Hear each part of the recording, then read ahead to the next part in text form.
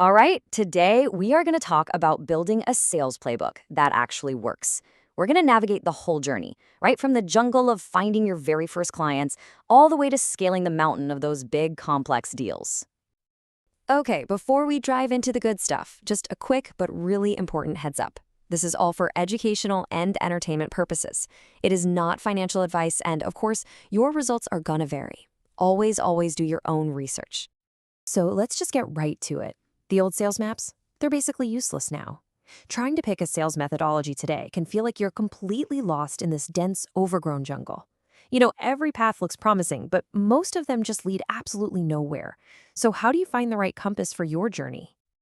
To start, we really have to get a handle on the terrain we're in. I mean, this is not your grandfather's sales world anymore. It's a completely different and, frankly, a much more complex environment. This number, this one number tells a huge story. In just the last 5 years, the average B2B sales cycle has gotten 22% longer.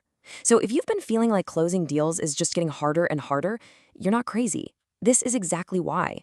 The old ways just aren't cutting it anymore, and we need new tools to navigate this new landscape.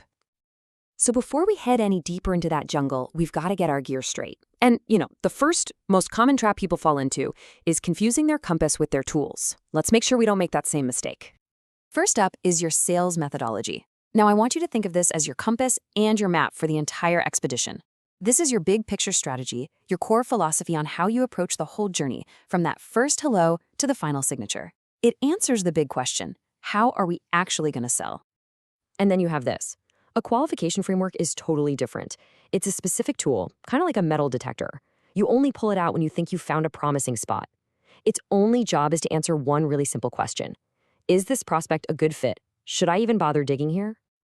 So here's the bottom line. Your methodology is the entire game plan for the season. Your framework? That's just a specific play you run when it's third and goal. Seriously, getting this distinction right from the very beginning puts you way ahead of the competition. Okay, let's shift gears and move into our first critical phase, and you'll see how this all builds. Just imagine it's month 1 of your new business. Your entire mission is to land that first paying client. That's it. You don't need some complex, overwrought system. You need speed and validation, and you need it fast. And this is where a classic framework like BANT really shines. Budget, authority, need, and timeline. Look, I get it. It's not the sexiest tool in the shed, but for this early phase of high volume, super quick qualification, it is perfect. It forces you to answer the only 4 questions that really matter right now. So you're landing your first clients, which is awesome, but you quickly start to realize the game is changing. The simple tools that got you here, they're not going to get you to the next level, and that's because the person you're selling to has fundamentally changed. I mean, just look at this journey. Today's buyers are more like detectives.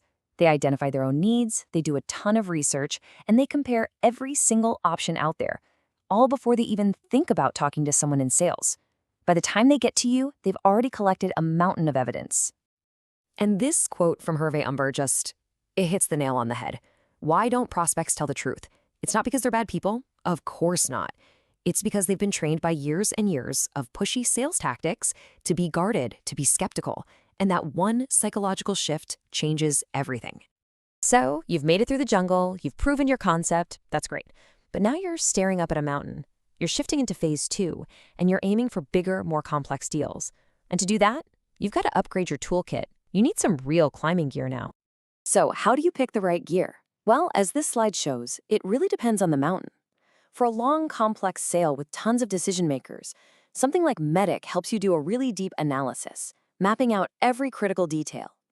If you're in a crowded market, the Challenger sale helps you stand out by teaching your prospects something new and valuable about their own business. And for those high-trust consultative sales, Sandler is perfect for building that early rapport and qualifying people so you're not wasting your time. But here's the thing, and this is maybe the most important point. You can have the best climbing gear in the entire world, but if you don't have the skill to actually use it, it's completely worthless. The fanciest framework is useless without that human touch. And who better to learn from than a former FBI hostage negotiator? The tactics from Chris Voss are absolutely incredible for building trust with that skeptical buyer. It starts by just stopping. Stop talking and truly listen. Instead of asking questions all the time, use labels like, It seems like you're concerned about when you can describe their world so perfectly that they say, "That's right, you've just earned real influence." Now, these skills are so powerful. But, even a Jedi needs a Yoda. So what's the single biggest thing that separates the absolute top-performing sales teams from everybody else? It's not just raw talent. It's something else entirely. The magic number might really surprise you. It's 26%. That's right. Salespeople who have a real coach in their corner, a guide helping them think through their deals, develop their skills, they end up with 26% more late-stage opportunities. This isn't just some nice to have. It is an absolute game changer. Okay, so we've mapped the jungle and we've climbed the mountain. Now it's time to bring it all home and build your own personal, always evolving sales playbook.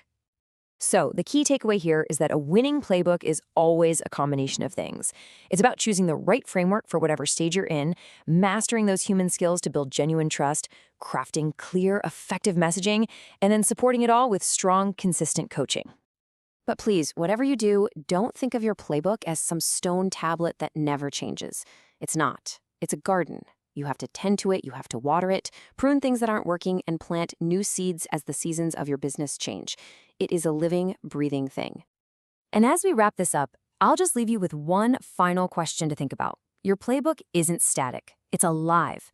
So what's the first new seed that you are going to plant in your garden? The answer to that question? Well, that's what will shape your future.